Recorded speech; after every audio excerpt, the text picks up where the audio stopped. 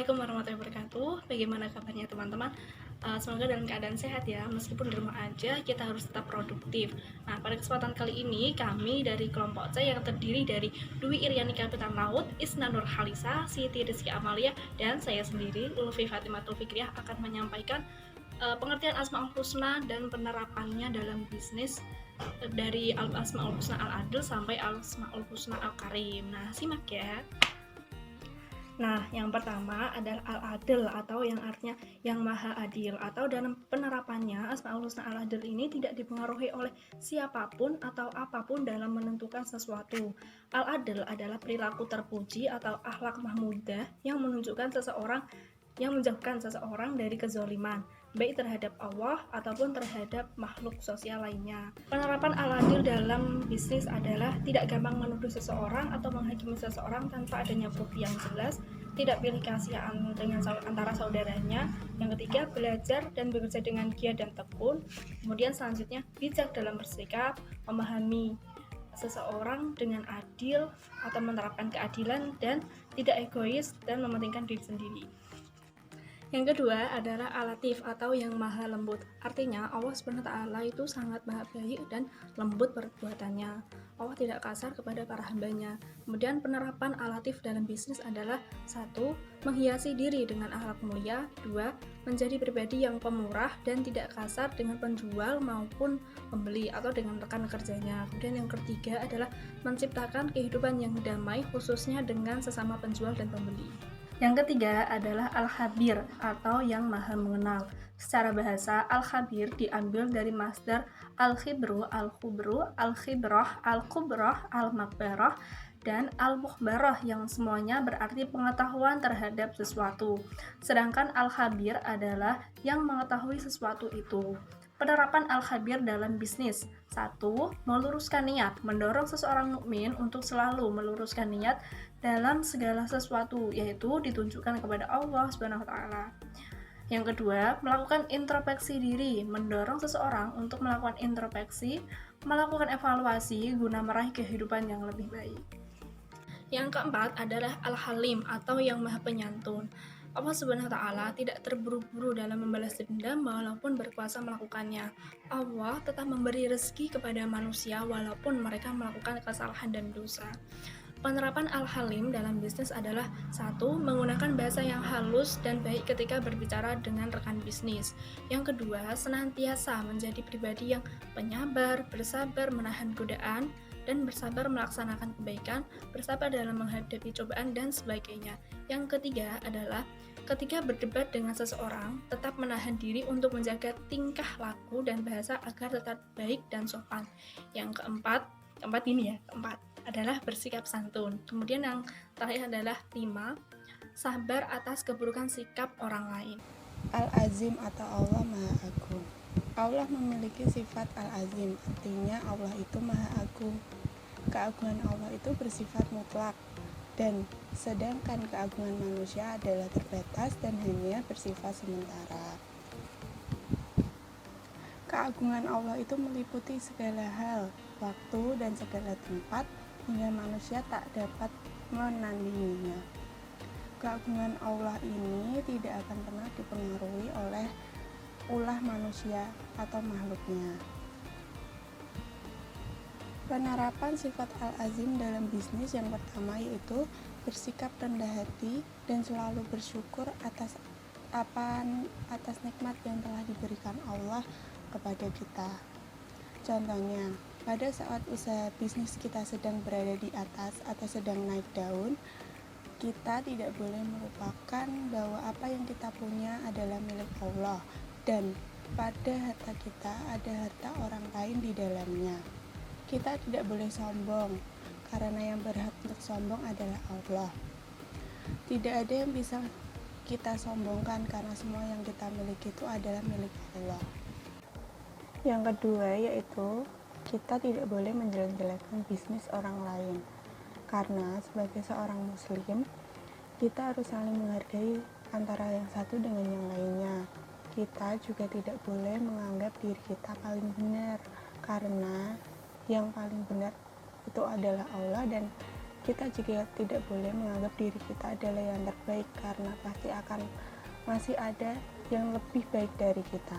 Yang perlu kita lakukan adalah kita hanya perlu untuk melakukan yang terbaik yang bisa kita lakukan untuk diri kita dan orang lain. Kedua yaitu Al-Ghafur, yang artinya Allah Maha Pengampun dan Maha Mengampuni. Al-Ghafur berasal dari kata ghafaro yang secara bahasa artinya menutupi, menyembunyikan, dan tidak membuka. Dalam Al-Quran, kata ini diulang sebanyak 91 kali. Penerapan Al-Ghafur dalam bisnis yaitu yang pertama, harus saling memaafkan dan berbesar hati dalam menghadapi suatu masalah. Sebagai seorang muslim, dalam menghadapi suatu masalah, kita harus mencari akar masalahnya terlebih dahulu. Dalam antrian, kita tidak boleh langsung memvonis atau menuduh orang hanya dengan apa yang kita dengar. Allah saja memiliki sifat Maha Pengampun yang mengampuni kesalahan hambanya. Seharusnya kita sebagai manusia biasa juga harus memiliki sifat pemaaf. Yang kedua yaitu menyelesaikan masalah dengan kepala dingin dan tidak tergesa-gesa.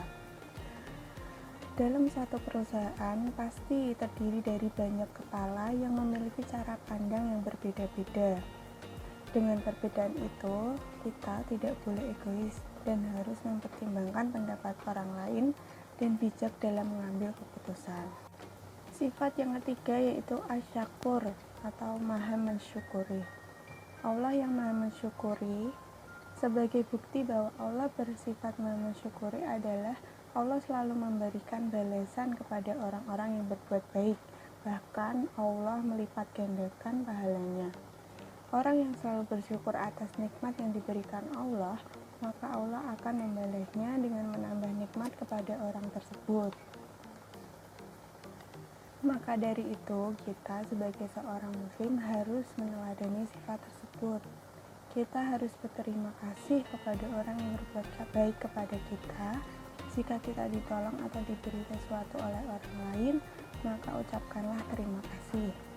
Lebih baik lagi jika disertai dengan doa dengan mengucap jazakallahu khairan kasiron, yang artinya semoga Allah membalas kebaikanmu.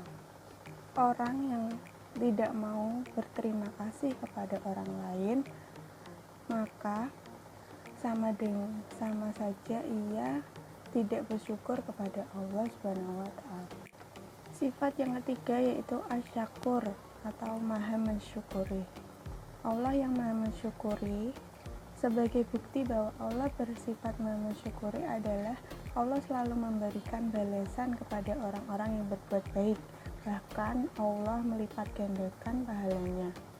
Orang yang selalu bersyukur atas nikmat yang diberikan Allah, maka Allah akan membalasnya dengan menambah nikmat kepada orang tersebut.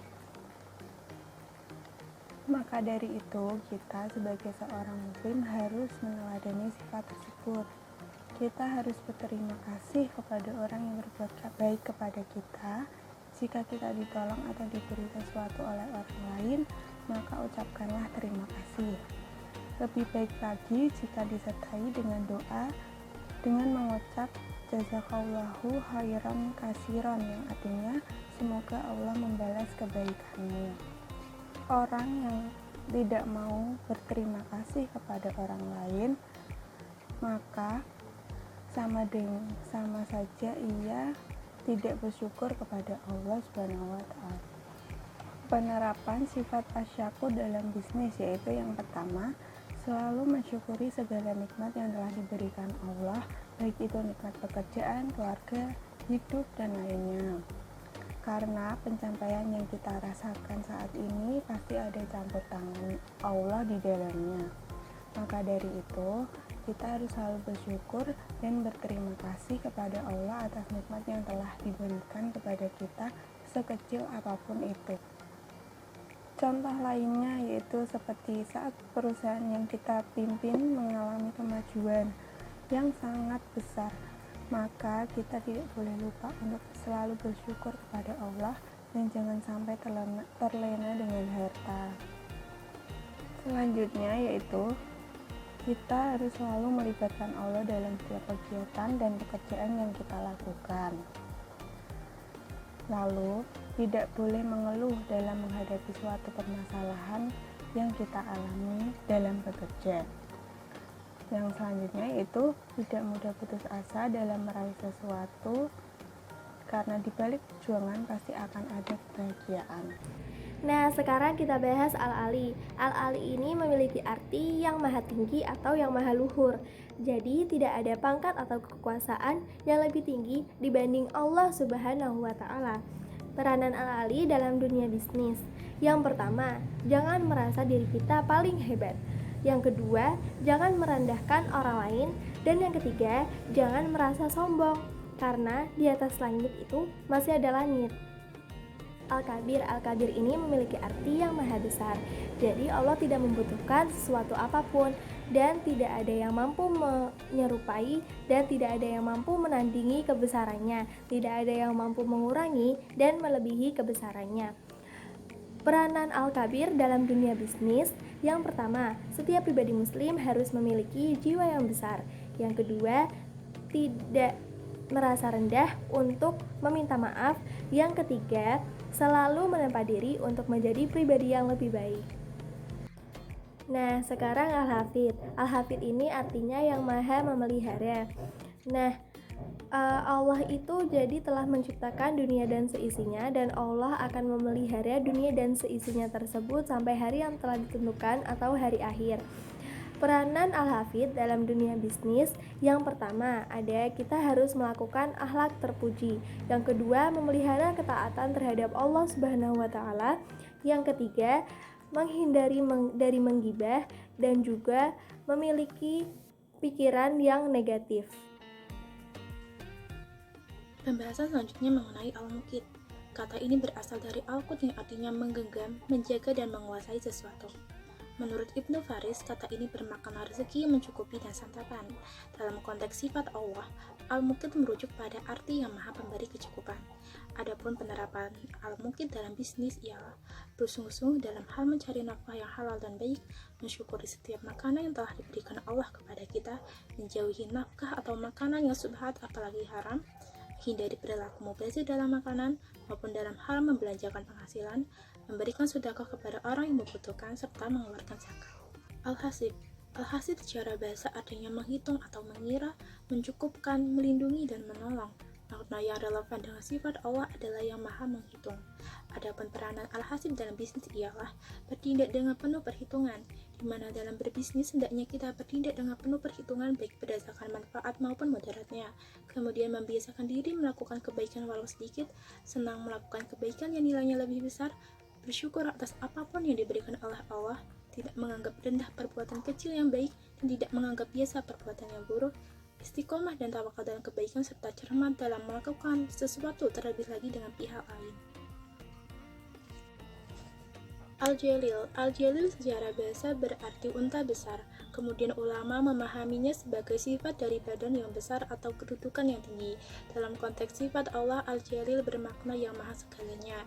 Adapun penerapan Al-Jalil dalam bisnis ialah lebih mencintai Allah dibandingkan dengan apapun di dunia ini, lebih mengutamakan ibadahnya daripada kesibukannya dengan dunia, termasuk sibuk dalam berbisnis, lebih memilih kehidupan yang sederhana namun berada di jalannya, menjadikan hidup di dunia sebagai kesempatan untuk memperbanyak amal, serta lebih banyak berbuat daripada berangan-angan tanpa melakukan sesuatu. Al-Karim secara bahasa bermakna kemuliaan, keistimewaan, dan keluhuran budi. Sementara menurut Ibnu Faris, Karim adalah kemuliaan sesuatu pada dirinya sendiri atau perilakunya. Dalam konteks sifat Allah, Al-Karim berarti yang maha mulia. Adapun peranan Al-Karim dalam bisnis ialah jadi hamba Allah yang merendahkan diri di hadapannya melalui kepatuhan dan kedudukan terhadap segala aturannya, termasuk dalam berbisnis, hormat dan patuh kepada orang tua, bertanggung jawab kepada keluarga, menjaga hubungan baik dengan tetangga dan lingkungan sekitar, menjadi pribadi yang dapat dipercaya, ramah terhadap lingkungan hidup, serta menjaga niat karena mengharap ridha Allah.